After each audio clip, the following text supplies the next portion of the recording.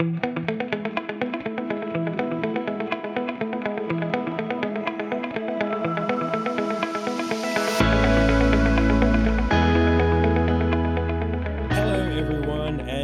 to the next episode of the Solar Sidekicks. My name is Pat Southwell and I will be your host, and I have a co-host. Welcome to Lauren Ciconte. Hi Pat, how you going? Great, thank you. Oh my God, thank you so much for agreeing to come on as a co-host. How do you feel about doing this? I'm pretty excited. I was pretty chuffed with our phone call the other week when you called me. I could not believe it, so feeling very special. It was an obvious choice for me. I think it's time the show evolved a little bit. Absolutely. Not just do it at the community radio station. We've now set up it's a temporary studio at the moment. It's doing the job. Yeah, it's pretty good. Yeah, it's all pretty good at the moment. Got a lot of things to talk about though. Before we get into everything, I'll just acknowledge the traditional landowners of where we're recording this today, and that's the Boonwurrung people of the Kulin Nation. I pay my respects to all elders, past, present, and emerging. And also want to mention that this is the first episode of season 2. Woo. So, yeah. Exciting. So, 34th episode. I don't know, I'll stop counting them one day. But yeah, first one in season 2. And we've got a lot of stuff to cover today. This is the first one I've done. I haven't been recording too much lately. You know, a lot of my work is quite seasonal. I've been so busy with, the industry. It's been all happening. There's been a bit on. Yeah, there has. There's been heaps. And that Christmas rush, New Year's, people coming back. Yeah. So you should be you're in the swing of things now, though. Yeah, definitely in the swing of things. Honestly, trying to find time to do anything. Yeah, really, it's really the case. I never thought I'd say it. I was kind of looking forward to the cooler weather a little bit, just to get a little bit of a break. Don't say that. No. Don't jinx us. Probably booked out for the next 3 months. Yeah. If you bring rain early. I never said rain. I just the cooler rain, weather. Just the cooler. Yeah, it's been really hot. It was 37 degrees yesterday. It was really difficult. It's not nice for all the installers out there and inspectors out on the roof. So well done to everyone doing it tough. Yeah, for sure. Well, what have you been up to anyway, Lauren? So you're at 6 Star Plus. We know you from a previous episode. 19, I think you were on. Yes. Yeah. And you are, what was it? Was that just over the 1% of podcasters that make it? I remember there was a fact in no, there that was coming, I think it was 21. So I knew that was coming the next week because I did 2 the week after. There you go. Yeah. Well, you well and truly made it past that. Yeah, absolutely, yeah. Probably in the top 0.5% or something, you know. Yeah. So what have you been up to? Like, so you've been pretty busy at 6 Star Plus? Yeah, we have been chockers.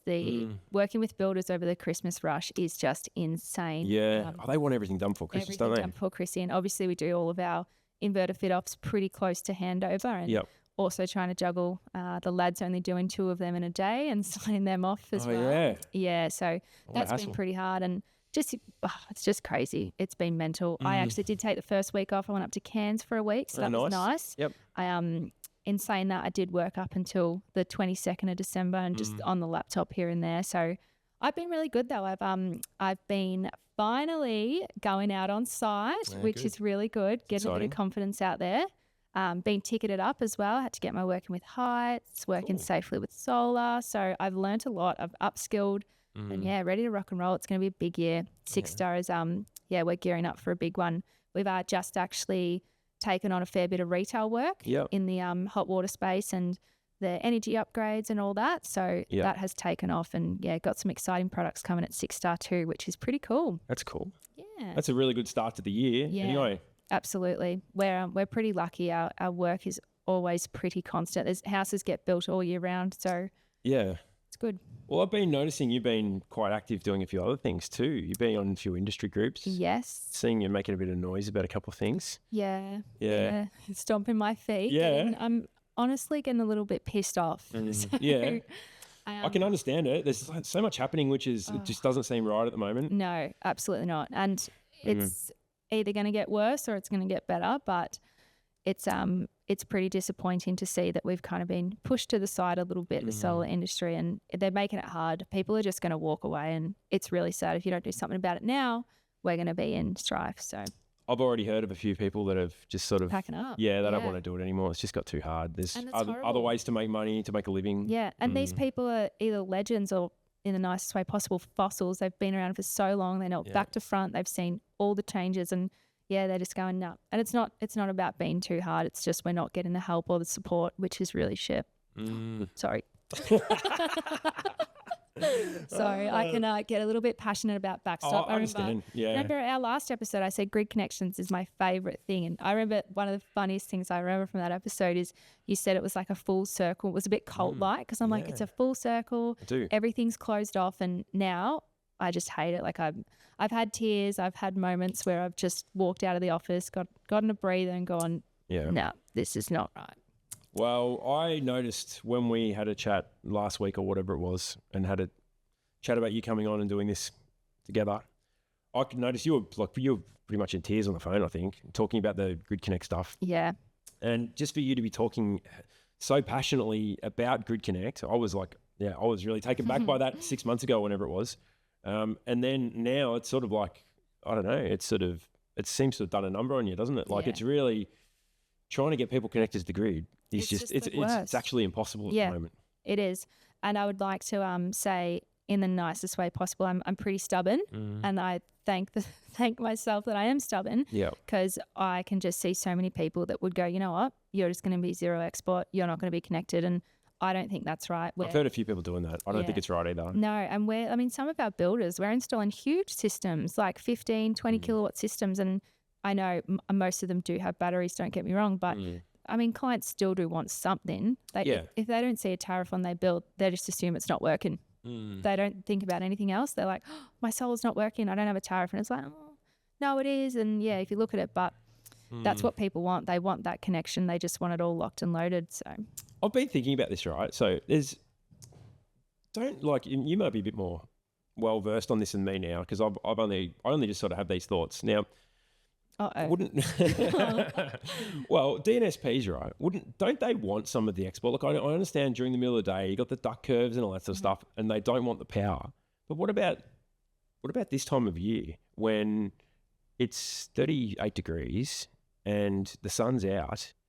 Surely people are like absolutely hammering their air cons, and aren't they going to want some of that export? I would have thought. Absolutely. Yeah. And I know they're moving to community batteries and all that stuff, and how are you going to store it there? What are you going to do with it? So, I know it is worrying. And look, I know you don't get a lot these days. It's usually export at 5 kilowatts a day, but it's still something. Like they should still want something, but maybe pick up the phone. DNSPs, maybe give us the help and maybe you'll get it. Well, we're going to well, let's not go too much into Backstop right at the moment, because I think we're going to be talking a fair bit about that with this. I know with this episode, like it's just causing a lot of heartache in the industry. I feel like we had such a hard 2024 with the industry. It was the hardest year I can remember now, and I remember some really tough years after a lot of the feed-in tariff booms. Early last decade, and then things dropped away really quickly, and a lot of people exited the industry or didn't make any money. A lot of the passionate people stayed in there, and then when things got good again, a lot of people came back, so that was good. But last year, get to that. No, it also, you shouldn't love your job so much and go, oh my gosh, I'm burnt out, I need a break, I cannot do this anymore. It should not get to that. Absolutely. Well, the only good thing about those times I found was a lot of the fly-by-nighters thought, well, I'm out of here. I've got nothing to, that they weren't in it for this anymore. Well, they weren't in it for the right reasons anyway. So a lot of the passionate people. It shakes those people out. It shakes them out, and that's good. I mean, I don't sort of mind that, I don't know if it's survival of the fittest or whatever it is, but okay, they're not in it for the right reasons. They're not in it. But last year really, really tugged on the heartstrings of so many people. There was just, I had multiple conversations with people that are in tears, like just struggling with their workload, and then their frustrations with whether it be, whether that was something to do with Backstop or low sales. That was pretty big thing. They'd had a really good lead into the year, and then things dropped off. Some people I know made a couple of bad decisions, and I know some people that went under because of it, and that's not good at all. You don't like hearing that, do you? No, it's not. No, you definitely don't.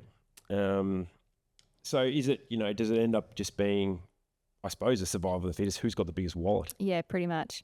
unfortunately, who can get through. Yeah. But I think what we will hopefully learn from that is a bit more resilience in 2025. Yeah. And, things are pretty good at the moment. We're coming, halfway through February, and I think a lot of people have been pretty busy since, October. Yeah. And hopefully got a bit more money behind them. You'd want to hope. Fingers crossed. Hopefully. And they can sort of use that to get through probably another tough winter. Who knows? Tough couple of months coming up. But I mean, I will definitely say that it's becoming more affordable. I mean, especially in the retail market. I feel like nearly every single retail client we deal with that isn't in that builder space, they aren't eligible for that Solar Victoria rebate with their combined household income. So I'm like, is it getting more affordable? Are people making more money? Are they just are they making the switch? I mean, nearly every single ad you see on Facebook these days, upgrade all electric, 7-star homes. And well, actually, maybe that's just me because that's what I'm looking at. I don't know if the normal person would see that. But even in my area, I've got solar going up like once a week. I see where I drive home, and where I live, it's pretty established. It's not a new estate. I'm like, wow, people are finally making the switch. Like it's finally happening. The pennies dropping. Yeah. It's good. It is good. It is certainly good. Oh, well, we're just going to have to see. Who knows what's going to happen? I mean, there's also so many other different pressures and influences at the moment. Like, I really don't want to get into US politics, but that's going to... I'm tapping out. No, I know. I tapped it. Honestly, I tapped that ages ago. I actually don't know what's going on. Oh, gosh. You know what? I don't even watch the news. I felt bad. Apparently there's a cyclone up in... don't say Cairns. No, not Cairns. The other, like around Karratha and that sort of stuff. Oh, wow. I didn't know that till I saw something online today. I'm like, oh, wow, there's people being evacuated or being told it's too late to leave. Yes, we're complaining about Backstop. I know. There's a lot of other stuff happening. No, but I always say that, and I know this might sound a little bit selfish, but I always say this is my biggest problem in my life right now. Like, I know it's like sometimes with our installers, things don't get done or they get pushed out and they get really upset with themselves. I'm like, that's good. You take so much pride in your work. It's a big deal for me. Things don't things don't go my way, but like if my job doesn't work out or like I'm trying to get something done and I can't do it for a client, I'm shattered. I'm like, this is horrible. I know. Yep. Fair enough too. Too invested, I say, but I just love it. We do need people like you that are passionate in the industry though. Yep. Keeps the wheels turning. Yep, and having a crack, which is good. So we've got other things happening this year, like we've got a federal election. Who knows what that's going to bring? There's more talk again of like potentially a federal battery rebate, which I'm glad that no one's talking about it because or else we're going to have the same thing as we did in New South Wales where everyone waits for the rebate and no one buys. Like, so I'm glad that that's not I tell you happening. What, New South, probably not the best place to talk about. I haven't done one yet, but I've heard it's been pretty difficult to get your New South Wales rebate through. Yeah. And they haven't made it easy for them up there. Yeah, most definitely. I know a few people from New South Wales and they've said it's quite difficult. The compliance on it is hard. I think maybe they need some people in positions that understand the technical side of it a little bit more. That's what I've heard. And it's only anecdotal, but you talk to these people on the ground and these are the real issues that they're dealing with. Well, that's what you need feedback from that. And that's where I think we'll talk about later with Backstop. Not getting into it now. Yeah, no, that's true. But it's so frustrating though. We always talk about this with the states, different states not learning from other states' mistakes. Now we've done that. We'll get to again with Backstop, but we haven't learned from South Australia's mistakes. They seem to be much smoother the way they've rolled it out. They're still rolling it out, whereas we've just gone bang. I think they rolled out with. Was it with postcodes or did Postcodes, yeah, that's right. Wouldn't that be a great way to do it? Amazing. And also have one power network? Yeah, well, that's another thing. That's another thing. I think they're the two main factors. Yeah. The rollout in Victoria has been too quick and not as consultative as it could have been. And then, just the way it's been rolled out. And only having one network in South Australia compared to 5 with all 5 different rules. Yeah, and all different, the different requirements and all of them. It's like the installers don't know what one they're going to. Like, goodness. I know, it's very frustrating. It's very frustrating, but hopefully it's going to get better. Yeah. Well, so hopefully everyone also learns something from the New South Wales battery rebate. So I'm hoping that is the case because I am hoping there is a federal rebate coming. Yeah, whichever government gets in, I don't know who it's going to be, but whoever it is, hopefully there is one, but I hope they don't announce it until like 3 or 4 weeks until it happens. Just because wait. yeah, We can get our ducks in a row. that's right. To give enough time to the people who are serious about it to get their ducks in a row. Yeah. That's right. But not enough time for people. Like people might then say, all right, I'm going to wait for the rebate, but 3 or 4 weeks is not going to kill the industry. But if it's 6 months, it will. It may. So let's see. You know, might have some sharks also jump back in as well. Oh, that's definitely going to happen. Yeah, I know. It happens every time. Yeah, it does. So that's going to have to be managed as well. But yeah, anyway, I think It's fun. I think we're looking forward to a Big year. Yeah, I think it's going to be a big year for our industry. I feel like we grew up a lot last year as an industry. We've gone from this pretty small industry. Like things were getting big in 2022, 23, that sort of stuff. I feel like we put our big person's pants on. Is that the right thing to say? Whatever it is. Big person. You can't really say big boy. And you got a girl here. Big no, girl, that's big right. boy. No, certainly wouldn't say that. But whatever it is, I feel like we're wearing bigger boots now. Yeah. And we're all actually working together as well. Yeah. I mean, I think I come from a background where you're kind of coming from the building industry, you kind of do compete with other builders. Yep. But going into the solar industry, it's amazing. Like everyone actually works together and looks out for each other, which is so nice. Yeah. I think we've just got to roll that into this year and just have each other's backs and just help each other out. For sure. All right. Well, before we get into the main topic and the backstop stuff, the other thing I wanted to mention was, I don't know if you've had any dealings with this, but there's been some issues with Energy Safe Victoria and the listing of the Powerwall 3 and I think the SIG Energy battery as well. You've heard about this? Yeah, we haven't dabbled in it yet. If I'm honest, we're actually rolling out a fair few Powerwall 2s. Yeah, so this is what's happening now. Yeah. I've heard some people who've gone back to doing Powerwall 2 because they want to offer. Tesla's a good battery. They know it. I'm pretty sure that production has stopped though. I don't think they're getting. I think that's right. They're probably just trying to get whatever stocks they have, whatever they can, because they're not available. Well, you can't install them in Victoria at the moment. So I think that's part of it. Part of it's backstop, I think. Yeah. And then the other part of it is the nameplate on the side about how you can pick what size battery you want to do it to do on the nameplate. And I don't think Energy Safe Victoria are too happy with that. Yeah. So that's what I've heard. And there's a lot of toing and froing between different industry groups. And I know people who've got it sounds better when you say warehouses full of batteries, but they literally have got in their warehouse, they've got multiple Tesla Powerwall 3s that are just sitting there. Just sitting there collecting dust. Yep. Yeah, it's not good. Yeah. I haven't heard that much about the Tesla. Definitely the SIG Energy ones. I've read up a fair bit about them too. But no, I didn't know the Tesla one was that hectic. Yeah, it's pretty bad. I've just I'm not really into the products and that sort of stuff, and it doesn't really cross over too much with inspections. Yeah. But I did notice that I was doing a few Powerwall 3s, and then something's obviously been flagged because I think that wasn't the ones I did were not part of the Solar Homes program. Oh, so they were never. That's a whole different kettle of fish. Yeah, You've got to have different requirements there as well. That's right, because they were never on that list altogether. Yeah, I know. Oh, it'd be good, wouldn't it? Everything should cross over. Oh, how good would that be? How good would that be? People aren't as smart as us, Pat. Well, that's why we're doing this, isn't it? Just because we're so smart. All right. Well, let's go with the backstop, right? Let's take a deep breath and let's see how we go with this. So, emergency backstop in Victoria. You're an expert. What is it? Can you tell everyone what it is? Everyone probably already knows. Everyone definitely already knows, but it came into play, I think it was October 1st. October 1, yeah. Yeah, October 1st. It came into play and pretty much all the DNSPs put in I'm trying to say it in the nicest way possible. They put a export on the inverters. So in times of peak demand, when there's heaps of solar going back to the grid, it'll stop it pretty. Yeah. So across the 4 different DNSPs, there's different 5. Yeah, I'm pretty sure it's 5. I think. If you Power Core, City Power. Yeah. Yeah. Okay.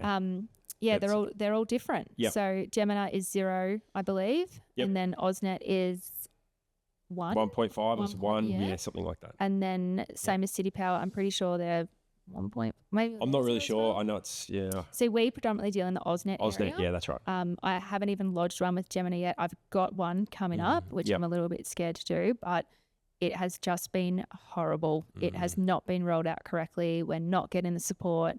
AusNet had a dedicated hotline and an email that no one is answering to, and it's just horrible. I mean, I'm always at myself and a couple of girls at the office where the client's last point of contact, and if it's not working and it's not going right, and everything's not communicating, it's just horrible. The test timeout, if you don't do it at a certain time, it won't work. I mean, you don't even know at the start. You didn't really know if the test was underway. Like, it was just kind of like AusNet one especially. It said, tests are underway. Please come back. It can take up to 7 days. 7 days? Yeah. What do you like? Do you expect our installers to set up a caravan and a swag for 7 days down in one thaggy? What do you do? And if it's so is that all right? So let's just sort of break this down a little bit, right? So having issues with the testing with the DNSPs, is that what that's what you're talking about there? Yeah. That's the first one. That's probably the main thing. Yeah. All right. What about other things like what about installers and them knowing their capabilities or requirements, or having them all on board with everything they need to know? Do you think that's been rolled out well, or were they consulted too much? Like, I don't believe so. No. Look, the ones I've spoken to certainly haven't been, and some of them may look at themselves in the mirror a little bit and go, I probably should have been a little bit more on top of this. But then they sort of look into it, and there's really not as much information out there as they need. No, and look, there isn't a lot involved. I mean, with our sites, technically all of our sites have to be Backstop exempt because we can't connect them to Wi-Fi. At the time that we do the test, we did gear up our installers with a little portable modem, which has been great. But sometimes by the time we do that and then the system's turned on and we come back, that test has failed again, or it doesn't come through. So the installer, how frustrating. Yeah, it is really frustrating. And look, our installers, they don't really need to know that much about it. They just need to know what distributor it is, and then also if it's got to be export limit or not. And again, all of ours do have to be. But then there's also the issue where it's connected and the tests have passed, and then the DNSPs aren't releasing that export limit as well. And clients can see it, like they've got the monitoring, and they're messaging me, I've got a 12 kilowatt system and it's producing under a kilowatt. Yeah.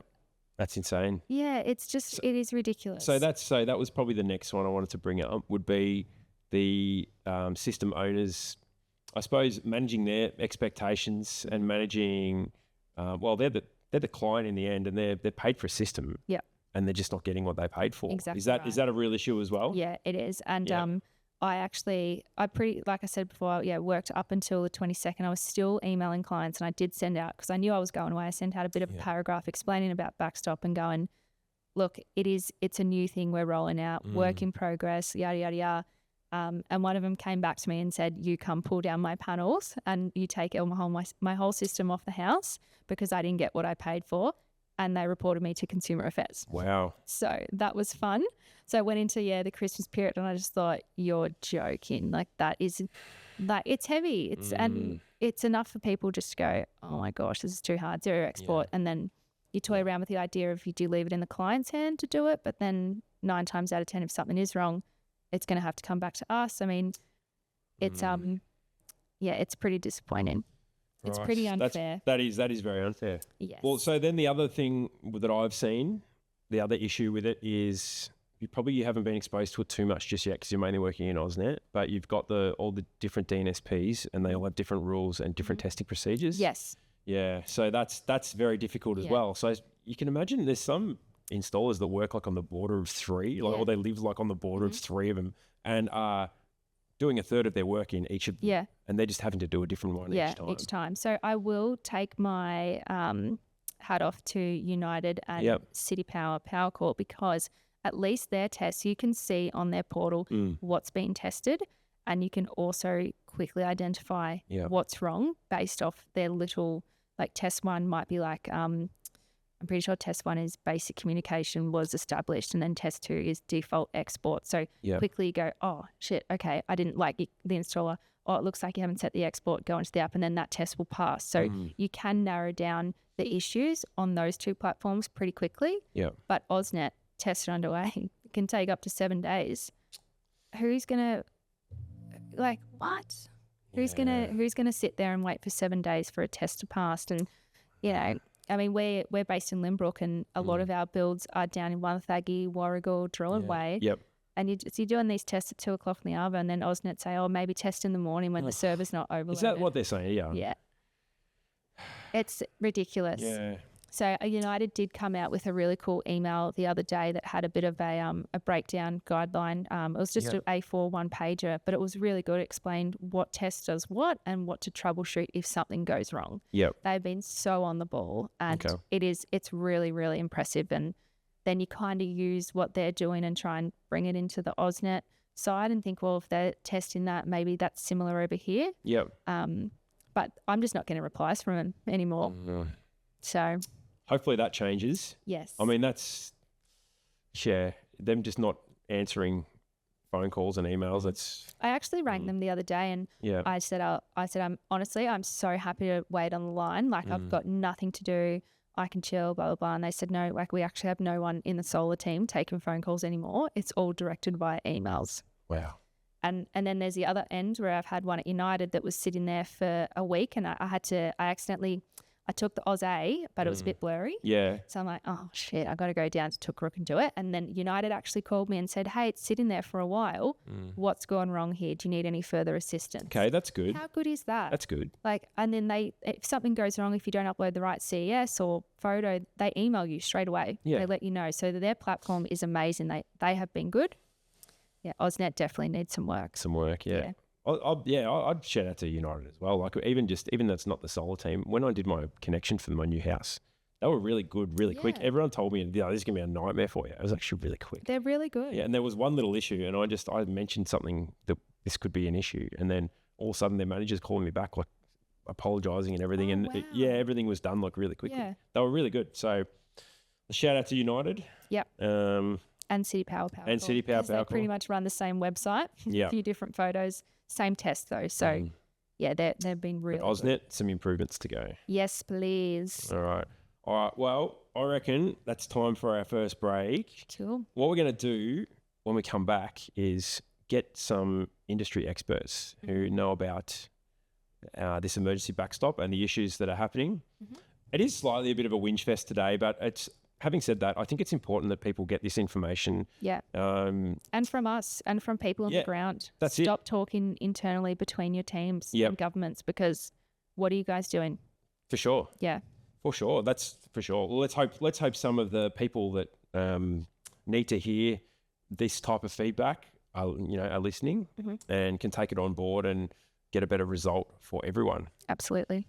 All right. So we've got some pretty cool guests coming up, and we'll get them on the phone after a short break, and we will be back in just a few moments. Hey solar installers, struggling to keep up with CPD requirements? At Southwell Solar Training, we're here to make it simple. Our online courses are designed to give you the knowledge you need without the sales pitch.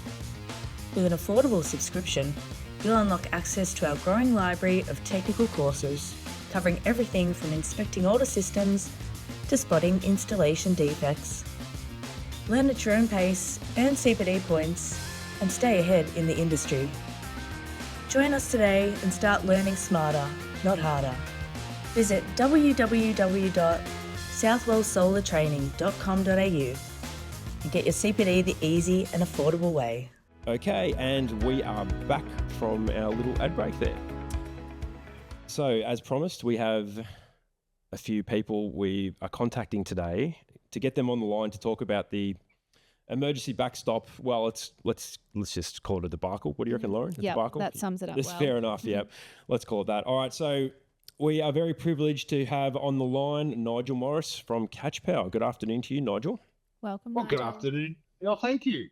Thanks for having me on, guys. Nice to chat. No, it's great. Really appreciate you coming on and taking time out of your day. I think you're probably recording your own podcast this afternoon, I'd say. So Yeah, you're right. Yeah, it's a podcasty kind of afternoon. It is. Absolutely, it is. It is. All right, let's get straight into it, Nigel. I know obviously you're based in Sydney, and Catch Power, you do stuff Australia-wide, but you've been pretty heavily involved with this issue with the Victorian backstop in all the DNSPs. You've been involved in some of the industry groups, is that right? Yes, behind the scenes and over the years, it's varied. There's a Yep. bunch of really good local people now who are involved in a couple of really critical industry groups right now on this issue, which have just been formed. Mm. But That's so a win. yeah, it is. It's a huge win actually because the industry wasn't being well represented at all. So that's been part of the problem. In fact, is that when you get to the coalface on these issues, they just weren't getting the messages about all the things that are going wrong. Is that where you reckon it started? Like, it's problems that unforeseen issues that from higher powers and DNSPs and all that sort of stuff, or is it lack of consultation? What do you reckon it is, Nigel? Boy, that's a really good question because it depends on which of the problems you choose to discuss. Right? We were going through a few of them before. There's certainly a list of them. There's no doubt about it. There is a list of them, look, I think at its heart, the fact that the three sort of primary DNSPs each built their own interface to servers is a really core issue because they've kind of got different operating systems. They've built things different ways. They're different to the ways that other states have handled this issue. So they the environment and of course things have gone wrong. Some of them are worse than others. And there's one DNSP in particular who seems to have really stuffed up the build. So that is a real issue, and it is, in fact, I would say it is one of the biggest issues. It is currently the biggest issue because what it means is that you simply can't get through the commissioning process. You can't connect the system, and that is forcing systems into either close to zero export or, in fact, zero production in some cases as well, which is just. But I kind of made this comment to someone the other day in government. I said, we've seen schemes successfully deployed and problematically deployed in the past. We're used to issues. We expected problems. We expected jumps. That's all fine. We can deal with that, as painful as it is. But we have never in the history of Australian solar ever had a scheme artificially zero export every system, and there's about 200 systems a day that go in Victoria. Every single one of those, or some very, very large proportion of those, is effectively being artificially limited, if not zero generated, which is unprecedented. We've never had anything this bad happen. It's not good, isn't it? It's horrendous. What's do you know much about that? Like, we all know about the zero export. What's with the zero generation? Is that it's just turning the whole inverter off, basically, to zero? Yeah.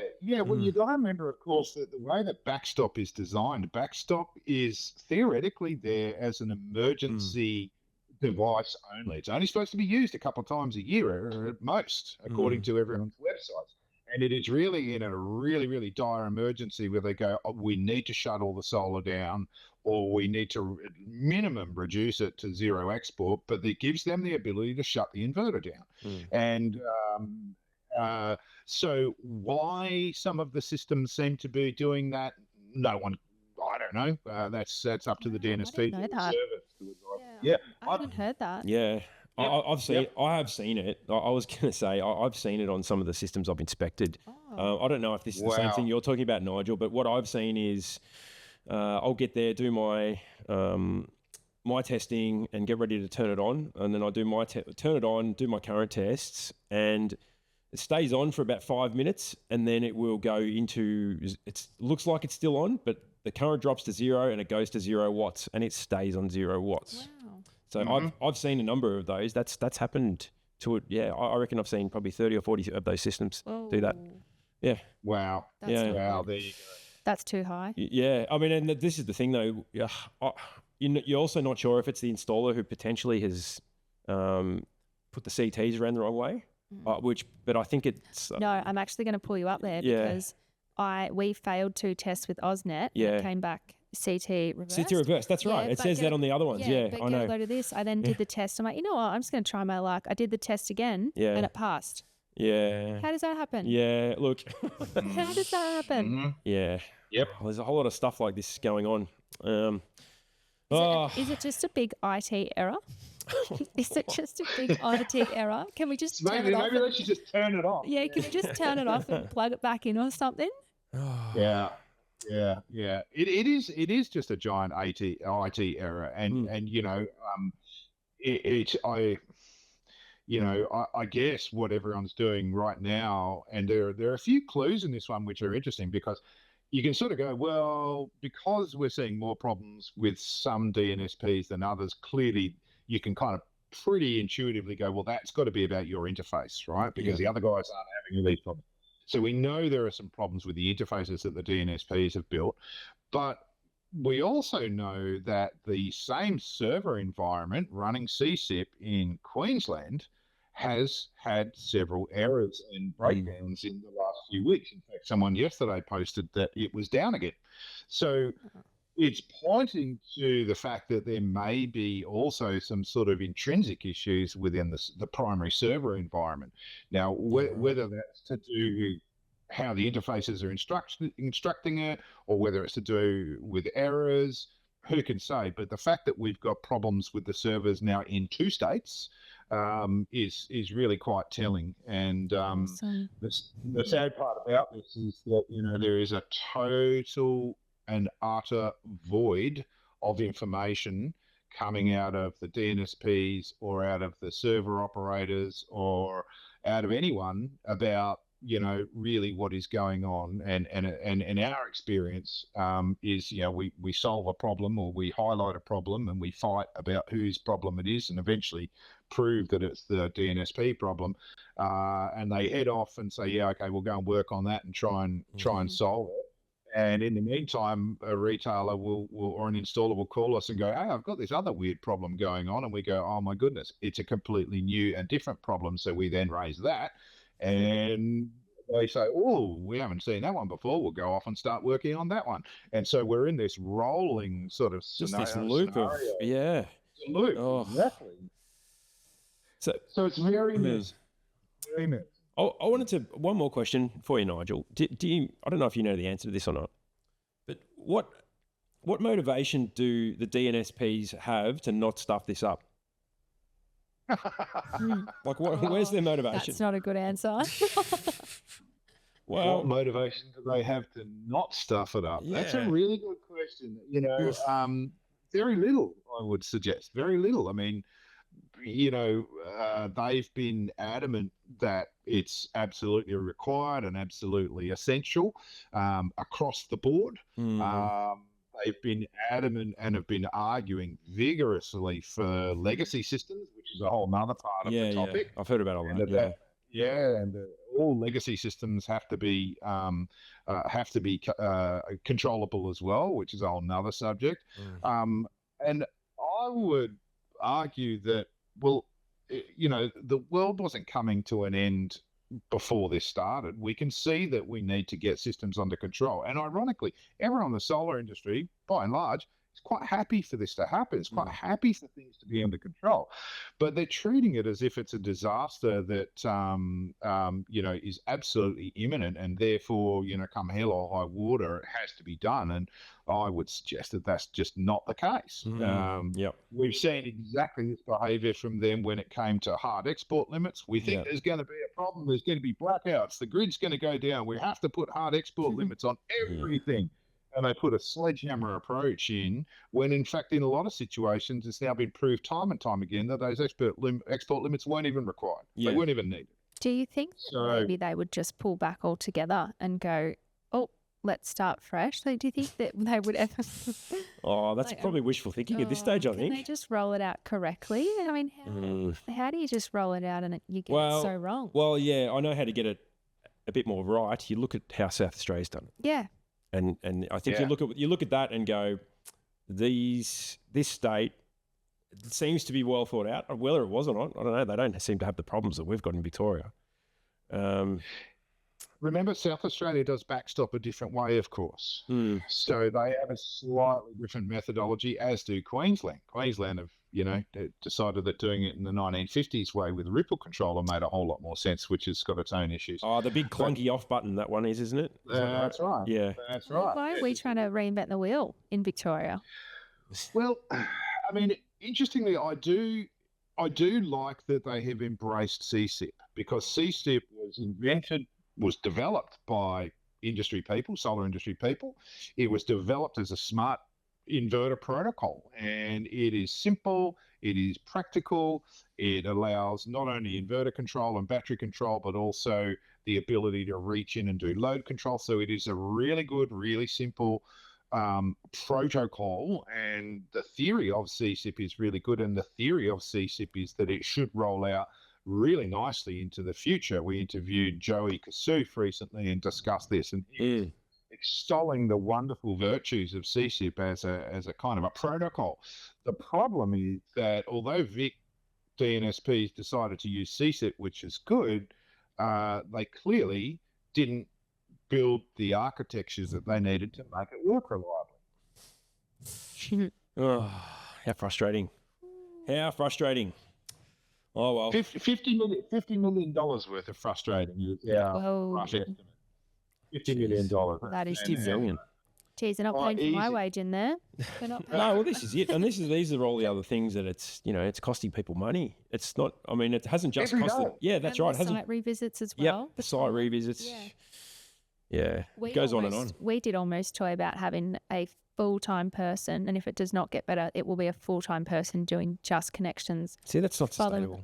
Following them up, but just doing the same thing on repeat, because, I mean, you've seen my work in progress note. I think I've got about 17 jobs active that I'm just not getting anywhere with. Oh, so exactly. And I can tell you from our perspective, this started for us. We started becoming aware of this in late December and started seeing some inklings of it. And so we then had people in the back end of our business, numerous people going, oh, have we done something wrong? We've got to go back and check our protocol, check our code, check this, check that. So they spent weeks and weeks and weeks working on it, trying to confirm that we were right. We were then accused by one of the DNSPs of actually getting it wrong. So we then threw more people at it and extracted the code that actually proved that it wasn't us, and then had to sit on our hands until they came back and said, oh, no, yeah, actually it is us, it's not you. And we went, thanks, that's great, that's awesome. Wow. We just had a bunch of developers. And I can tell you from my perspective, 90% of my days for the last 3 weeks have been exclusively on dealing with the fallout from this issue. Yeah. Wow. 90% of my day. And internally, every one of our operations and support staff is being hammered by installers saying there's something wrong, my system won't connect, there must be something wrong, there must be something wrong, and we have to unravel whether it's a commissioning issue or whether it's a CSIP issue or backstop issue. 99% of the time it's a backstop issue, and of course, because the problems keep changing and the issues keep evolving, we're on this kind of treadmill. So I'd hazard a guess that we probably sunk 30 or 40% of our company of 40 people's time into this for the better part of a month. Wow, that's amazing. So you've basically got the rest of Australia paying for it as well, because that's really your resources are. You don't want to be doing this. You don't want to be doing this. Absolutely. But I don't think the DNSPs are doing that. They're not investing people or resources into fixing the issues. Yeah. That's why there is such big backlogs in certain ones. Hence my question about the motivation, because they just don't seem to really. I mean, I'm not as involved as some others about on the inside about how this is getting fixed, but it doesn't seem to be that proactive from them to get this sorted. No. And look, it's really hard to know in these big organisations, but I was in Victoria last week visiting a whole lot of people begging for forgiveness around all of this. And I also rang a number of other OEMs and confirmed, that they'd been experiencing similar issues, and we talked a lot about, what some of these DNSPs were like, and it is clear, absolutely clear, that one DNSP in particular have an atrocious reputation. They have really high staff turnover. There's a really toxic environment where senior management refuses to listen to the people who are actually dealing with these issues and they've just got their head in the sand. They're too busy playing golf, was the way one person explained it to me. Wow. The people on the ground trying to solve these problems are good people. They're people who really just want this to be smooth and to be able to go to work and do their job and help us do what we do, and everyone sticks to the rules and it just works. They're just regular good people. But there are clearly some very broken organisations tangled up in this net. Wow. It's not good either. It's not good at all. That's not good. Toxic environments and that sort of thing. That's just going to make these sort of situations worse. And yeah. Very difficult times.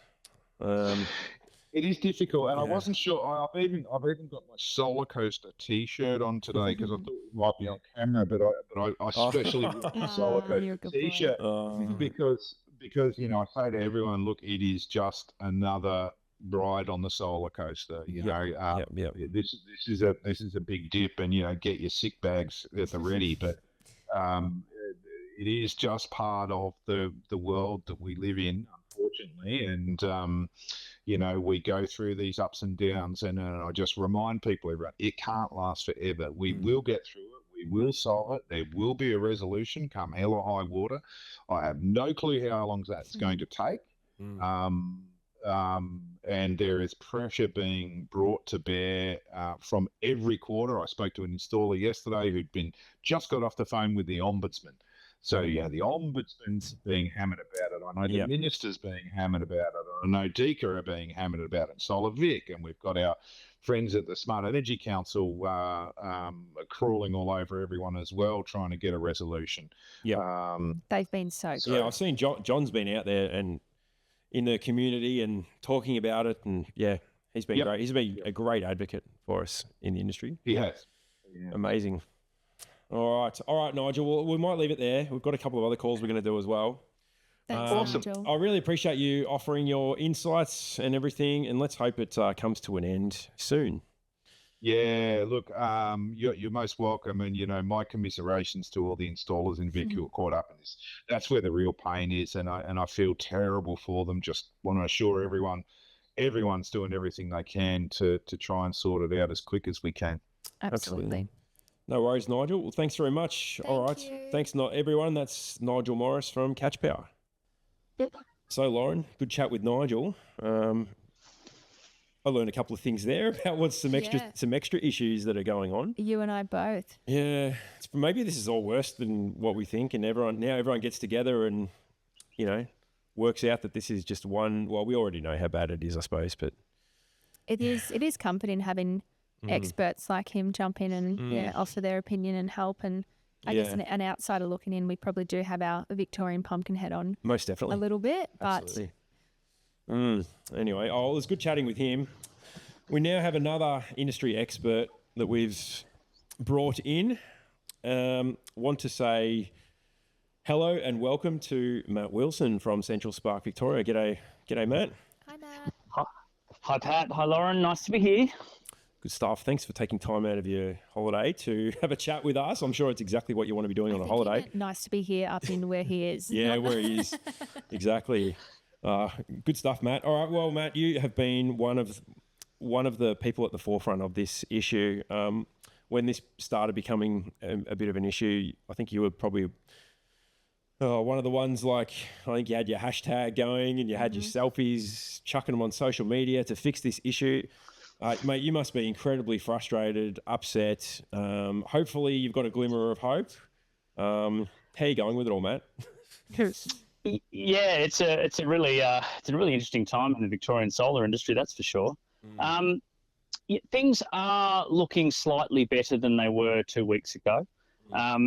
All of the energy and all the effort that a lot of really, really passionate people have been putting into getting this heard, I think it's starting to pay off. Things are still not moving as quickly as we would like. We've now got seats at the table with OEMs and installers with DECA, so they're actually technically engaging directly with us, which is very, very exciting. Maybe a bit late, two or three or six, or maybe a year too late, but yeah, at least we're getting somewhere. Good to have a seat as well, have a platform. Yeah, but I can't believe that there was never a seat at the table. How did... It's worrying, isn't it? Yeah, I mean, we can speculate about why this was the case. we may not ever know, but did the people organising all this stuff not think that installers and retailers and solar retailers would be the ones that would be at the forefront of who might be affected by this? I'm sure you've asked these questions, Matt. I'm sure you have. Yeah. Have you I had any stay answers? up late at night thinking about this all the time, actually. My feeling is that there was this idea that the solar industry wasn't mature enough to have this conversation with them. They didn't understand that this young and really, really vibrant industry is at the forefront of technological change all over the world. And so the idea that we would actually have really useful and important things to say, I don't think ever entered their head. And up until recently, I think even now there's this perception that if you engage with industry, all they're going to do is yell and complain and talk about their own small little issues. Now, absolutely, of course some of us will, but there's a lot of us out there who will take that bigger picture look and go, how can we're here. We've got Backstop. We've got no choice. It's happening. It's going to happen nationally. It's happening it's already happened in WA, South Australia. Allegedly, it works in Queensland. We're not sure about that. But and it's happening in New South. The whole country is doing it. So we're here. The best they can do is engage with us to make it work. Well, Matt, is that so? Do you reckon that they just thought we're a whole bunch of dumbass blue collar workers? That just all we do is drink beer and sit on the couch and throw cans at the footy. Like at the TV watching the footy, and then it turns out we are at the forefront, like you mentioned, and we probably know a bit more about this sort of stuff than they even do. Definitely. Maybe. Well, that's probably a little bit harsh, that last comment, but is that how it sort of feels? It does feel like our ideas and our thoughts would not be relevant because somehow we aren't as important a stakeholder as AEMO, and that reflects incredibly badly on the general public. To think that our solar retailers, installers, OEMs who have a direct relationship with the end user somehow don't have any idea how this will impact the end user. So we're the conduit between the general public, people who are engaging in solar and battery. If you don't trust us to provide them with good information, or at least put us at the table to quantify whether what they want to do is going to work, how can they expect the public to come along for the ride? It's unbelievable. And that's what we're worried about as well. Customers are not going to trust us or have confidence that we can't even get their system connected. Yeah. What's it to say about what's been installed up there? Yeah. Wow.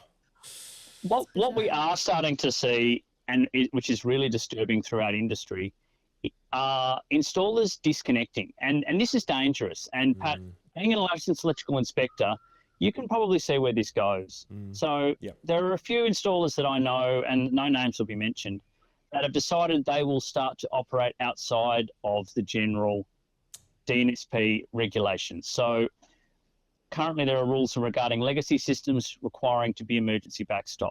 Now, installers are going around that. They're zero exporting their new systems, so the DNSP doesn't know about it. They're not doing SPAs. They're doing things that lead you on a slippery slope. All of a sudden you're like, well, if I'm not going to do that level of paperwork, maybe I won't be submitting paperwork for my installation after all. And good electricians who start to make that decision, it's very dangerous because the license we hold with Energy Safe Victoria requires us to follow the state electricity regulations, requires us to follow ESV's directions, and requires us to follow the distributor's requirements in the SIRs. If we start making decisions that we think we know better, regardless of what our opinions are, that's dangerous, and that can lead to some really unsafe work practices in the electrical industry. You're absolutely right about that slippery slope. As soon as you start having people thinking that way, it's going to end up, well, I mean, you can see the quality of work will start dropping as well. I don't know.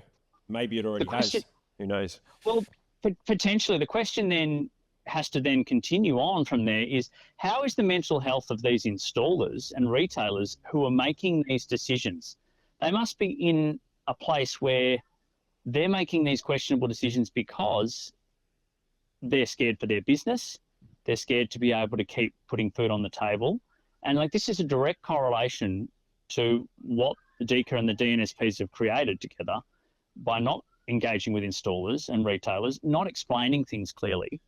And so we've now got installers freaking out that they don't know how to engage with the DNSPs, installers freaking out that they don't know how to tell their customers what to do. So they're just choosing not to. They're just pretending the problem is not there.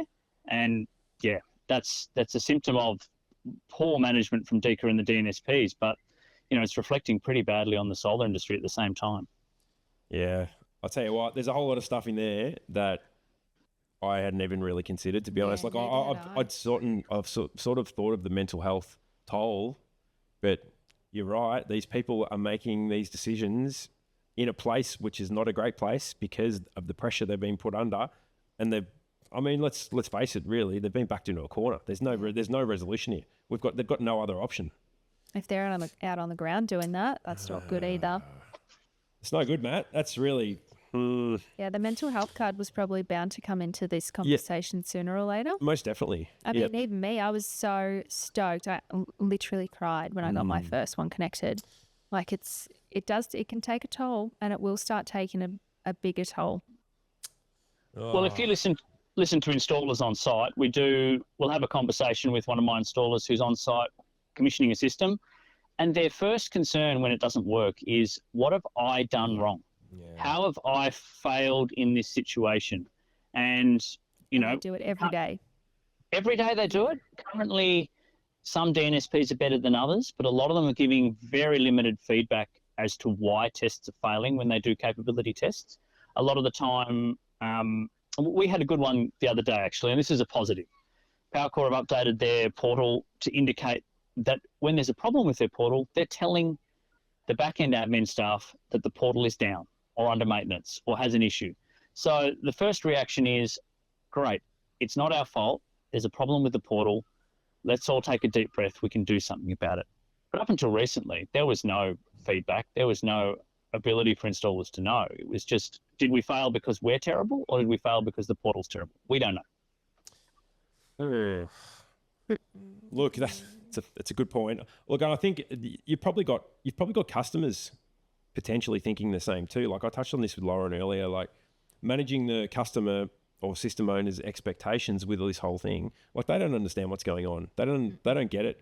They're going to be called, they're going to be getting upset with the installer or the retailer because, they've bought a system off them and they've installed it and it's not working the way that they thought. So there's going to be an issue with there. Have you seen much of that, Matt? We're seeing some really interesting transitions from completing paperwork into becoming backstop enabled and exporting power. So it's taking 4 to 5 days for customers, once the connection request is completed, for it to pass through. Part of the challenge is the new process that we're going through is very labor intensive. It's adding extra layers of admin and business sort of, like, all of the staff need to be fully aware that it's a changing environment. And so there's a constant conversation in offices. I know in my office, okay, so-and-so system is not working. Why is that? The connection request was done last Thursday. Should it be working by now? We're not sure. Do we call the DNSP to confirm whether it should be working? Is it the DNSP's fault? Has the internet dropped off? No, we can see it on the portal. And so we sort of go round and round in this sort of maelstrom where we can't quite work out who's at fault. Customers do call up and they say, why is my system not exporting? And so if you're a back-end administration staff member, like, you're just trying to make sure your 87 other solar tasks that are required to be done so that your solar system is compliant with the DER, compliant with the CER, compliant with the distributor from an electrical point of view, compliant with Energy Safe Victoria. You've got your Solar Victoria paperwork organised. Did the installer get all these selfies organised? They're doing so many things. Yeah. And then they've got a client saying, I'm not exporting. And so now that level of administration moves on to, okay, which one of the 4 portals that we sell inverter products for do I need to log in to see if the system's on the internet? So it just adds these little complexities. I feel for really small businesses and really large businesses. So maybe medium businesses are okay because they can be agile and they sort of have a staffing level that can deal with this. Really big ones, that's a lot of training you've got to impart into all types of administration staff to get them up to scratch. And really small operations where they might be doing, the installer might be doing all their own paperwork. That really brings into play another, and this is where the disengagement is bound to happen, because it's just that extra layer that really doesn't want to be added to their daily tasks. Yeah, it will get missed. Things will get missed or tossed aside, or just that's not that important. Can you imagine a HR manager having to learn emergency backstop because everyone's got mental health issues already? So Pat, I introduce myself now as a HR manager. Yeah. You are. Because you know, well, that's right. Well, I mean, of course you're an electrician. Of course you're a solar installer. But you are managing teams. What else do you do? Well, you manage. That's your core business now, isn't it? You're managing people. So I feel really upset. So I try to book in a day a week to train my workers. So I go out on site and I try to work with them on really complex off-grid and grid connect projects, so they can be upskilled and understand how these things work. Now, invariably, pretty much every week, that Tuesday, which is booked in for them, ends up being me on the phone, dealing with all sorts of interesting challenges in administration, accounting. Why is this form-based serial number not uploaded properly when it was scanned on site? Just various random little bits and pieces. And I have 3 office staff full-time. It's not like I don't have an admin team in the back end helping. It's just that this industry is so ridiculously complicated. You can't just there's no manual for the solar industry. And when you try and write one, we rewrite it the next week because something else happens. The manual is get agile staff who are resilient. I think that's the manual. That's exactly right. Oh, all right, Matt. Well, where can you see this going? Like, I know you're because you're so involved in it. Where can you see, like, you know, we sort of asked Nigel what he reckons when maybe there's going to be an end to this, or when we're going to see some relief. He wasn't able to answer it. He just sort of, you know, said that this is part of the solar coaster, and as hard as it is, we will see the end. We don't know when, but just hang in there. What do you reckon, mate? So DECA has an appetite to get this sorted. And the challenge they have, and they've set themselves, is they believe they could engage with the DNSPs and get something built in a time frame that was unrealistic. Now, we're copying the brunt of the fact that this unrealistic time frame was implemented. It's not going to change. They're not going to give us breaks. We're struggling to push across to them that the DNSPs, maybe not all of them, but to a large extent, are being dishonest with them in the way they're dealing with them. Because DECA are not a technical organisation, that they're trying to implement a policy idea. They have to believe that the DNSPs at some point in good faith are telling them the truth. Now, I believe there is quite a few situations where that's not happening. Now, I think DECA are, so to speak, growing some balls slowly and have finally started to realise that, and this is part of including OEMs and installers in their reference group, that they've realised that perhaps we're not the enemy, and maybe we're the ones that can help them get through this. So they have put in place a really robust list of things that they want to get sorted. Our challenge is that we've got to deal with it in a political environment. It will be slow, it will be monotonous, it will be tedious. Every stakeholder has to be involved in those decisions. We'll get agreements that we don't want. They'll make us do things we don't want to do, and we might have to make concessions where we don't want to. I reckon we're looking at 6 months before the majority of this pain is gone. Bloody hell. I was hoping you were going to say like 2 or 3 months, and yes, 6. No, that's where are we now? Part of our issue is that the DNSP servers need to be up to scratch so these backstop things can work. Now, currently, we're not getting accurate data from the DNSPs explaining why things are the problem.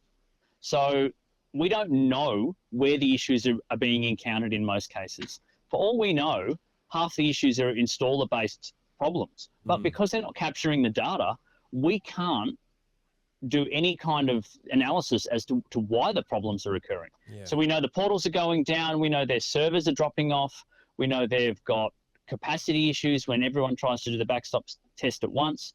They will work through these, but bearing in mind, they're not going to try and spend any money on this. They're going to try and do it with the minimum amount they can, because they've already claimed their build price back from the state government. So just remember that we, the taxpayers of Victoria, have paid for the DNSPs to build this schmozzle. Like, we've paid all the money for them to build these servers, to build this program, and to build this setup. It's, I think 6 months, we should be close to being sorted. I hope I'm wrong, but I think we'll have movement on things like legacy systems. I think that will happen pretty quickly.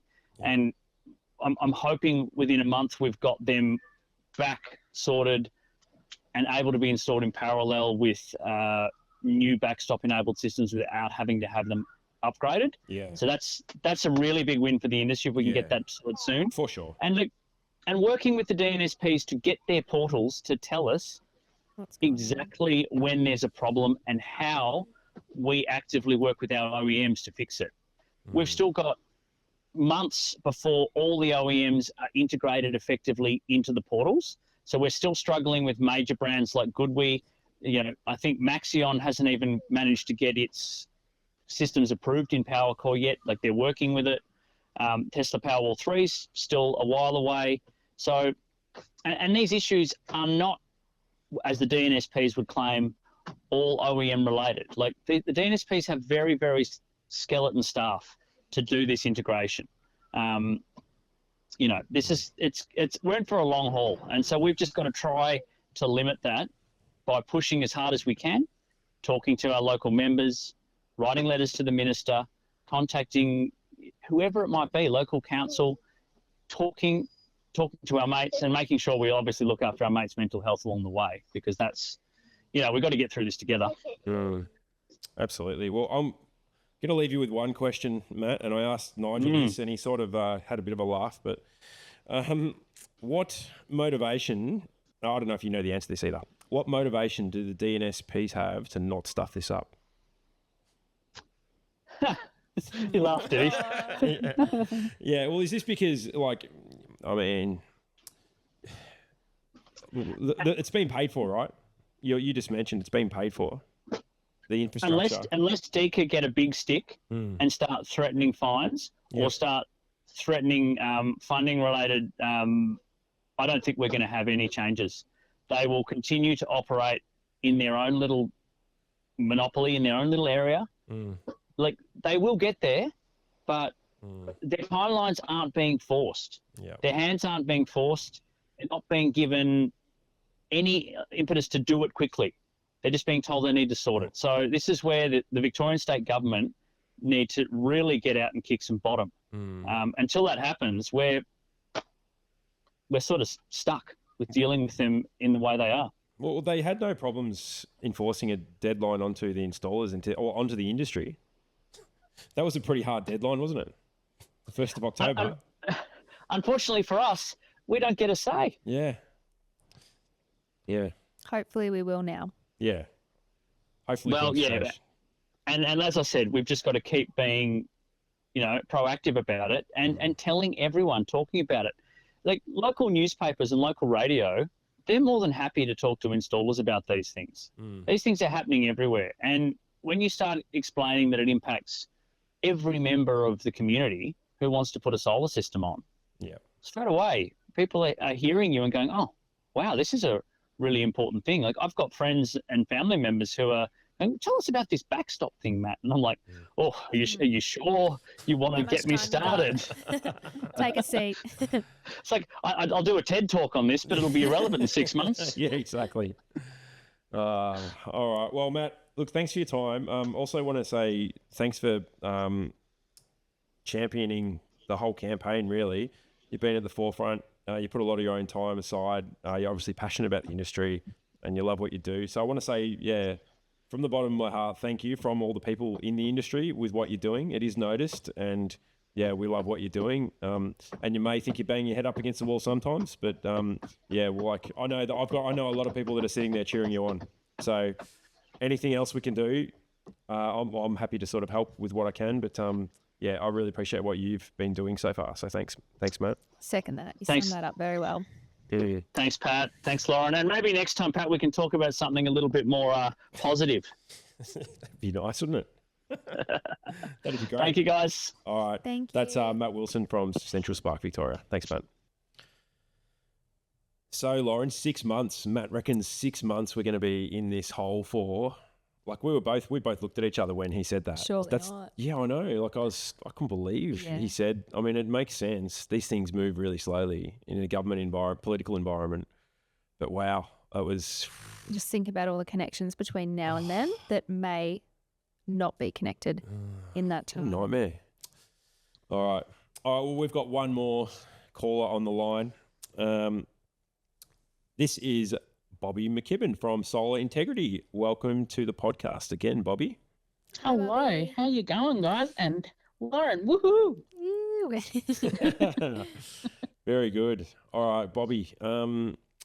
So this emergency backstop stuff, you've been pretty involved with advocating for some change. There's a whole lot of issues that have come up.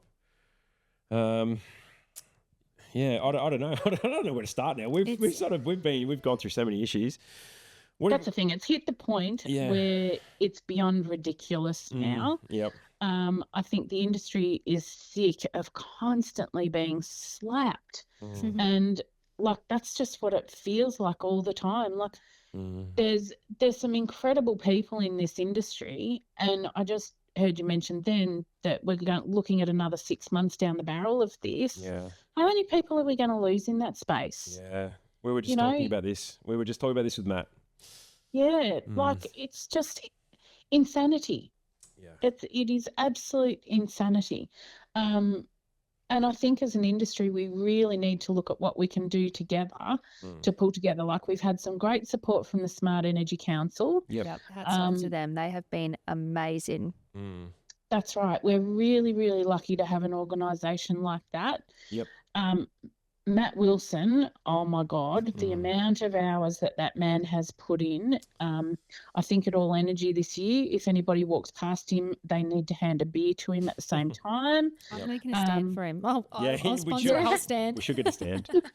We love Matt Wilson's stand. That's the thing. Like, it's because of people like Matt that we're actually having our voices heard. Yep. So, we've sent a letter to the minister last week. We're hoping to get a response. Is that Lily you're talking about? Lily week. D'Ambrosio? Yes, to Lily D'Ambrosio, because our pleas have, DECA had locked us out of the room until this week. You can't have genuine consultation if all the stakeholders are not around the table. If you're missing a portion of stakeholders, which they were, they didn't have manufacturers, they didn't have installers, and they still don't have a retailer. Like Matt's an installer and a retailer, but we need somebody with more retail experience there, like from an administrative point of view. Lauren, you'd be fantastic. Thank you. Because that way then you have the full picture. If you don't have the full picture, then we're not going to understand what's going on. And I think these people also, the DNSPs need to really understand there's massive reputational damage for this, for them, for how they have done this. But the other thing is, because a lot of the customer, the end consumer, sometimes they see it as an installer issue. There's reputational damage to small business owners, and that's not fair. For something that's not our fault, that's not fair. So I do have a lot to say on this. So, but the other thing I really want to point out is that the Victorian government at the moment has a consultation paper out, which I think it's just closed to public feedback, around consumer protection laws for our industry. They're looking at bringing the solar industry in under the Energy and Water Ombudsman. I think I saw you posted something online about this, did I see that? Correct, I did.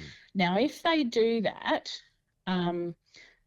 that will mean that we have to pay to be a part of that program, which is fine, to be the same as NetCC, but different. So you would assume we naturally then don't have to be NetCC. So if we enter into that, every time there is a complaint lodged against us, we get fined. Now, if something like this happens and it is not our fault and it is a DNSP's fault or somebody else's, God knows what scheme we'll have in the future, but it's not an installer or retailer's fault, we still get fined. That's not fair. So we, as a collective, we need to speak up. We can't sit back and have our complaints on a Friday night on social media. We actually need to be active, and we need to be emailing our representatives, our elected representatives, the minister, the DNSPs direct, DECA direct, and I got an email off an installer this morning. I've actually encouraged him to contact the ombudsman, because guess what? The DNSPs will get a fine out of it. So if you're having an issue with any of this, contact the ombudsman, because it's going to hit the DNSPs in the hip pocket. There we go. That's something we can do. That could actually Not make a bad difference. idea. That could make Yeah, a huge to pull their difference. finger out. Oh. So that's it. But write letters, tag them in social media posts. Like Matt did a photo of, the selfie. Save, what did he say? Fix Stop Backstop. damage Fix Backstop. Vic Backstop. Yeah, fix Backstop. That's right. So do a selfie yourself and post that on your social media page. Post it on your business Facebook page. Post it onto X or Twitter or whatever you want to call it. Be seen. And I actually said to people yesterday, I said, I think parts of the industry are going silent on this at the moment because they're disengaging. They're setting people to zero.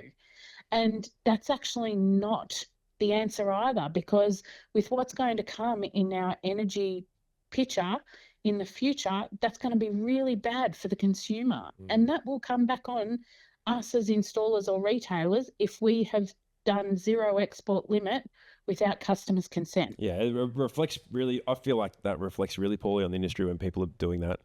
Exactly. Going to zero when they're not supposed to be. Yeah. We went through. The other thing is, remember, this is going national. Third quarter this year is when AEMO want this to go national. So all those other people around the country that are sitting back watching Victoria, you need to be watching it very closely and helping us in this grander fight, I suppose, to get it right. So interested, Bobbi, right? Some people have, had a bit of a crack at me before for, because I, tend to sometimes say things about New South Wales in particular, sometimes Queensland and their regulatory landscape and their rules or lack of rules or whatever it is, right? Sometimes they just can't organise things quite as well. Now, if we've had, I know we've got an interesting landscape in Victoria. We've got 5 DNSPs, and it's a bit more complicated, right? But how do you reckon this is going to be rolled out in New South Wales? Like, that's what I was thinking as well. They can't. How are they going to do it up there? there? They got no idea. Like we look at the battery rebate, right? That's just been so poorly handled. And I know this isn't them. Have a look at the DER register. Yeah, the DER register. The DER register in New South Wales was an abomination. We were having to ring Essential Energy to complain because they weren't doing their part of the DER registry so we could complete it for fair trading. Fair trading were then having to contact Essential Energy to complain about them also not doing their job. Yeah. It's just it's a basket case. Yeah. So it's just, can we please just bring industry to the table when we're having these conversations? Because at the end of the day, it is us that has to enter people into portals or do testing or whatever. And if it doesn't work for us, guess what? They're screwed. But the other thing is, because the ones making the decisions are not the ones doing the installations, or they're not the ones that are doing the end paperwork, or they're not the ones that are actually pressing go on the testing, they have no idea of what goes on this side of the fence. Isn't it bizarre that there was no one from industry represented at these discussions from the beginning? How does that happen? How do you? That's what I don't understand, Lauren, because there's a whole lot of us you would put your hand up to be at that table. I would put my hand up to be at that table. Matt, Ben, whoever else in the industry, there's a whole lot of us that would have put our hands up to have a seat at that table so that we weren't in the mess we are now. Why are they not learning from these lessons? Yeah, it's something it flabbergasts me that we don't learn these lessons. That's right. It just doesn't make sense. No, it's really frustrating. It's just going to go out. Oh, God, it's just worrying. Hey, Lauren, I reckon I should ask Bobbi the same question I asked the other two, and let's see if we get the same reaction off Bobbi. Oh, no. What question have you got this year? No, all right. So this question, what motivation do the DNSPs have to not stuff this up? Well, she didn't laugh. She didn't laugh. She didn't laugh. All right, good. All right, that's all right. You've probably got the best response so far.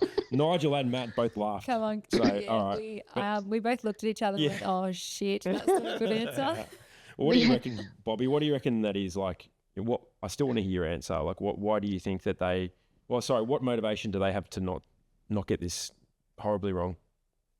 Reputation. Yeah. Do you reckon they care though? Like, I don't reckon they do. Yeah, because they're too big. That's it. That's the problem. This is the thing. They're stakeholders. They've got stakeholders, but they don't really have customers. Yeah, you know what I mean? That's exactly right, Pat. Yeah. That's the problem. For decades, ever since it was privatised, the DNSPs have never had contact with the end customer. That's right. They never wanted contact with the end customer. Is this going to turn into electricity retailers were their customers? Is this going to turn into a rant about Jeff Kennett? No. About how he privatised everything? No. It's really funny. I actually, there's elements of Jeff Kennett that I thought were fantastic. Yeah. And then there were a few I'm like, what the fuck was he thinking? I think we can say that about all politicians, can't we? For sure. Yeah. But you're right. Yeah, they don't, because they're taken out of they don't have customers. They actually don't have customers anymore. or they do, but they're electricity retailers. Yeah. So it's a completely different breed. And there's, let's say they've got under 100 customers. There's under 100 retailers out there. Yeah. Whereas if they had to deal with the end consumer, that's millions, and they don't want that. So, and then the other thing is they don't want to deal with industry because that's another problem. That's another risk for them. So for them to cut, they're trying to cut and limit their risk. So let's just cut out the installers and the industry because that's a risk. Let's cut out the end consumer because they're a risk. Let's just deal with this little pile of group of people here. But yeah, like they really, this could have been handled so much better from DECA. Because ultimately they're the ones that have put this upon the DNSPs. DECA has to have responsibility here as well, and the DNSPs. The DNSPs, I will stand by my word every day of the week in the fact that every DNSP should have some sort of industry consultation group. Yep. If they did, we could work in harmony together. We could pre-warn them of the issues. They might not listen, but after the second or third time they will, and they'll go, shit, actually there's value here. This is actually saving us money because we're saving all of these problems, that we're putting the fires out before they begin. Guess what? That'll save you money. I don't know. Maybe I'm alone in my thinking. Maybe I'm the only one who thinks we should work together on these things. I think it would be great. I would love it if we all worked together. But we're an industry that usually does. That's what I said that before. We don't really compete against each other. Yeah. The industry works together, yes. The solar industry works together, but they do not see themselves as part of the solar industry. They are the energy industry.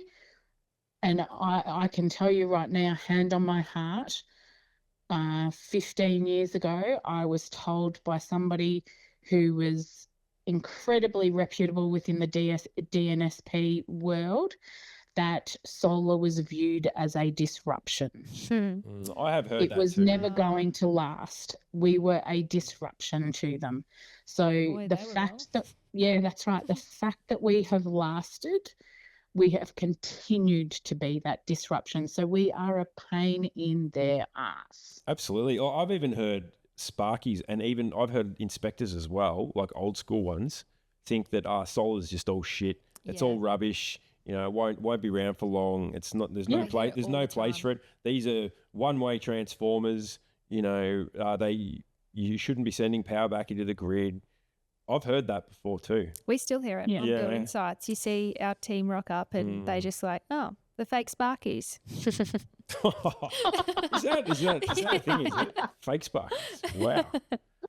Ask them to play with DC power for 5 Yeah, minutes and see how they go. Try and get them to program something once they've installed it, Yeah. or try and get them to jump on AusNet's portal, see if they can work that out. See, good luck. Oh, that's it. This was a conversation I had yesterday, you know, is that people get into the industry and, there's all different aspects of the electrical industry, let's face it. You've got the comms industry, you've got solar, blah, blah, blah. And I said, people might have gotten into solar because they didn't want to get into comms. Yeah. Well, hello. Really sorry to break that to you, but guess Hand what? in hand. Oh, So- wow. All right, Bobby. Well, I don't know. We could probably talk about this all day. I think. We need alcohol. Could, yeah. Yeah, we do. Well, look, thanks for all the advocacy you've done so far and everything you always have with our industry. So, absolute No, champion thank at it. you. So, That's- Thanks, Bobby. This is the thing. I just want to see an industry where we can work cohesively together yep. for the betterment of the environment, for the immense savings and benefits that end customers, you and I and people we love all get out of having solar installed and batteries or whatever. That's why I'm here and that's why I speak up, is because I just want something that is going to benefit all of us. Like, to be perfectly honest with you, we've not had that many issues with Backstop for over probably the last 5 weeks. We've had it pretty smooth with Yep. Backstop. Great. But I'm So happy still to hear that. here and I'm still fighting because it's not just about me. It's about other people that I love and care about in the industry that are having problems, that are stressed to the max, that are saying, they've got staff that are looking at leaving because it's getting too hard, and, installers that want to get out of the industry. I don't want to see that happen. I want people to leave of their own accord, not because of some stupid system that came in that caused them great stress and made them really unhappy. You're a treasure, Bobby. That's really nice for you to do You're all that. awesome. Yeah, Thank you. really appreciate it. Really appreciate it. Genuine. I genuinely mean it. Yeah, I know you do. You know that. I know you do. All right. Okay, Bobby, we're going to leave it there. And Beautiful. really appreciate you giving us the time and everything. And Thanks, No Bobby. worries. Been awesome. And I love the new lineup for 2025. Super excited. Can't wait to hear what you two get up to together. It's yeah, going to be a bit on. it's going to be fun. All right. Just please don't bring Josh Pearce into it. Oh, gosh. Nah, we'll keep him out of it. I might send him up your way. He's been problematic lately. Don't edit that bit out either. Let him hear it. We'll leave Nah, it in. stuff him. All right, good stuff. All right, well, thanks a lot, Bobby. All right. Appreciate the chat. So, No worries. And thank you for everything that you do. No worries. No worries. That's Bobbi McKibbin from Solar Integrity. Thanks, Bobby. So as usual, Bobby's got a fair bit to say, and doing the right things for our industry and fighting the good fight. Yeah, she's been awesome. She's her and Matt. I mean, on the socials especially, they've been really good role models, and probably encouraged both of them. Have probably encouraged me to speak up a little bit more as well. good. So it's good. Yeah, they're great role models. All right, well, we're going to go to our final ad break, and then when we come back, we will wrap the show up. It's been a pretty long one, but I think it's been an important one. It's been a good one. Yeah, It's good to get this one out, especially with what's happening. yeah, most definitely. Okay, so that will be wrapping up the show after this message. Hey solar installers, struggling to keep up with CPD requirements? At Southwell Solar Training, we're here to make it simple. Our online courses are designed to give you the knowledge you need without the sales pitch. With an affordable subscription, you'll unlock access to our growing library of technical courses, covering everything from inspecting older systems to spotting installation defects. Learn at your own pace, earn CPD points, and stay ahead in the industry. Join us today and start learning smarter, not harder. Visit www.southwellsolartraining.com.au and get your CPD the easy and affordable way. Okay, and we're back from our final break. So we're back to wrap things up. So 3 really interesting conversations with people from the industry that we've just had. Went for a while, and I think it was all interesting stuff to be said. It was all pretty relevant as well. It's good to get a bit more of an insider. I feel like all 3 of them been heavily involved in speaking up and trying to fix this and representing us, which has been really good. Yeah, most definitely. So I feel like the running themes coming out of this were like industry consultation or lack thereof. Not there. Not there at all. Just not there at all. And just confusion sort of from DNSPs or maybe a lack of motivation to get this sorted out. That seems to be the 2 themes, I think. There's a whole lot of reasons why it's happened. But yeah, it's a bit upsetting. Oh, and the other one, mental health, again.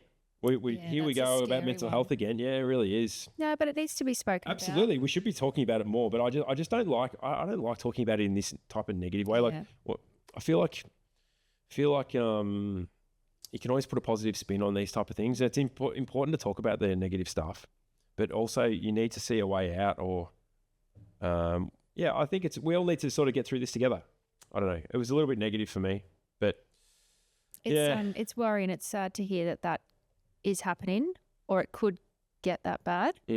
But now more than ever, we do have to look after each other in this industry and just reach out to people, rely on people and, the industry Facebook groups and stuff like that. Just spitball in there. Everyone's always so lovely. So for sure. Most definitely. I agree. I totally agree.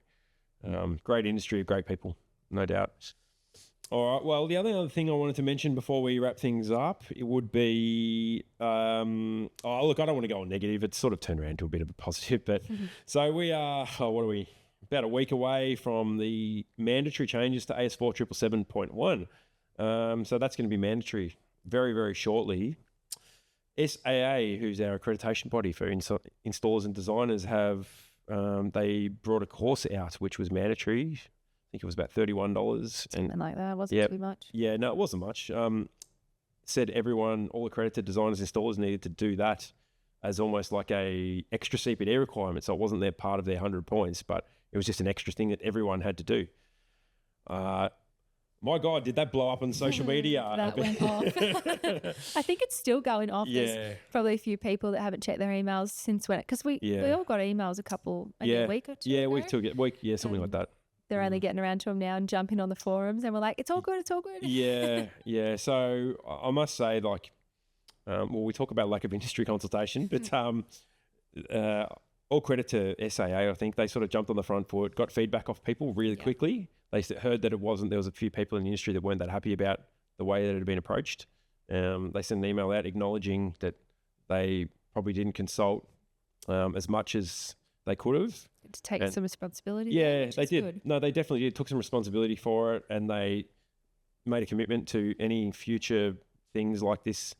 They will be consulting and thinking about it. So, I mean, you learn a lesson with that sort of stuff. I think that's a really good way to do it. It didn't really hurt anyone, although I do hear some people have already paid for the course and then they're like, oh, now you can do a free one. But I don't know. I'm sure they can work through that. Sure you could do it some tax or something. Something like that. Look, I'm sure, but the course, this is the thing with CPD. You pay your $31 and you get the course. That takes money and effort to put these courses together. So that $31 of it, I'm sure it's worth it. Yeah. So anyway, but now they've also announced that there's a GSES course, which is quite similar, and a Smart Energy Council course. So once they're all, you can use them as well as part of this mandatory training for 777.1. Get it done, guys. Yeah, absolutely. Get it done. I feel like I'm pretty much over all of the changes. going to have to be soon because I'll be Inspecting them. well, I already am inspecting systems that are using it. Oh, that's good. Yeah, but you have to use it on the whole system. Yep. So some of my installers that haven't really implemented it yet. So, I've been sort of telling them D-Day's coming. Yep. Got to do it. Yeah. So hopefully everyone's on top of that. So yeah, jump on to do those courses and make sure you've got a copy of the new standard would be what I would say. Look, I think that pretty much brings us to the end, I reckon. I think so. Yeah, I want to finish on a bit of a positive note. I don't know, mate, what do you reckon? Matt reckons 6 months. You reckon it could be quicker than that? That'd be a positive. That'd be a positive. I think it is going to be quicker than that, especially with some of these new groups that have been formed because of it. And it is starting to gain traction. And look, let's be honest, systems are getting connected. Yeah, that's right. So, like ours are still getting connected. There's a few problematic ones, but it's getting better. Yeah, good. Well, that's good to hear. Hey, that's positive. It's getting better. It would take the little wins in this industry. Otherwise, we would be cooked. Yeah, that's so true. That's so true. Well, yeah, we will take that on board. Hopefully, things continue to improve and other states, listen up. Like, get this right. Learn from Victoria. It's going to happen everywhere. Reach out to us if you might have a better way to do it or suggestions, tips, tricks. For sure. Most definitely. Send them our way. I was sort of meaning though, like the DNSPs around the country, like hopefully they can learn what not to do. Oh gosh, that would be nice. I'd love a world when there was just one. Yeah. In Victoria. Yep. That's what I want. Well, there used to be the State Electricity Commission, and that was it. I know I'm a bit too young. Yeah, I know. I sort of am too. I just remember it as a kid. And I remember ads on TV. No, you certainly wouldn't. No way. No, it's been the way it has been now for a long time. And yeah, it's certainly got its issues, but it's all right. We can work. Bring it. Yeah, absolutely. We can work through them, and yeah, we're going to be better off for learning these lessons.